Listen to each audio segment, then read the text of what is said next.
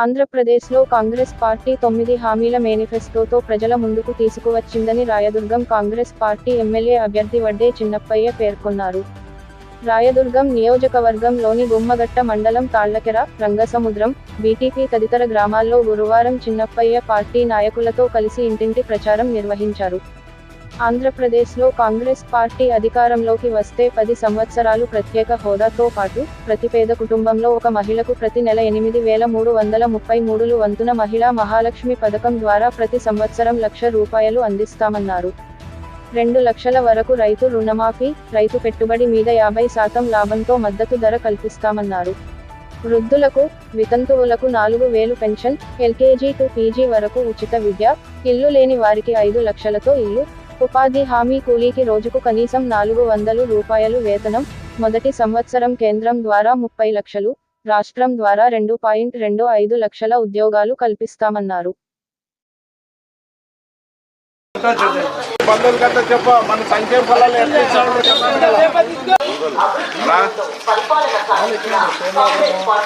ఐదేళ్ళు వాళ్ళు ఇచ్చారు.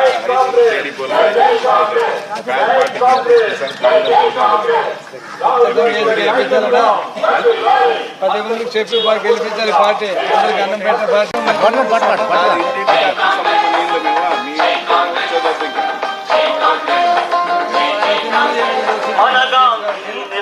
ఉపాధి పని పోతే 100 కూలి, ఇద్దరు పోతే 800.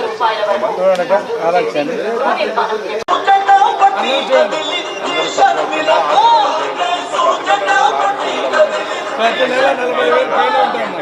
నెల 40,000 పైన ఉంటుంది. అవకాశం ఏంటి మాకు కూడా ఇస్తారా? లేనా మీరు అందరూ మంచి మనసు చేసి ఆడ అందుకుంటారు. పట్టుకోతుందా పిల్లలు అవుతుంది నీకు మళ్ళీ ₹6,000 ఇస్తాం. మా కాంగ్రెస్ ఓటేస్తున్నాం,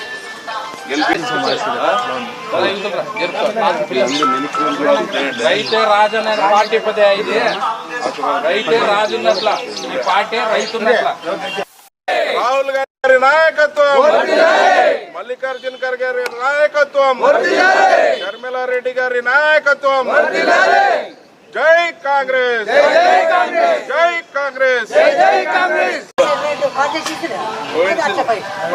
ఇప్పుడు వచ్చింది కదా, ప్రతి ఇంటికి వెళ్ళి కాంగ్రెస్ పార్టీ ఇచ్చినటువంటి పథకాలని వాళ్ళకి వివరిస్తూ వాళ్ళ నుంచి మంచి స్పందన ఈరోజు ప్రజల్లో వస్తూ ఉంది. ఎందుకంటే గతంలో గత 10 సంవత్సరాలుగా కాంగ్రెస్ పార్టీ అధికారంలో ఉన్నప్పుడు అందించినటువంటి సంక్షేమ ఫలాలు, సంక్షేమ అభివృద్ధి అన్నీ ఈరోజు మరవలేము. కాంగ్రెసే మేలు అనే స్థితికి ఈరోజు ఈ 2 ప్రభుత్వాల పాలనలో చూసేసినారు వాళ్ళు.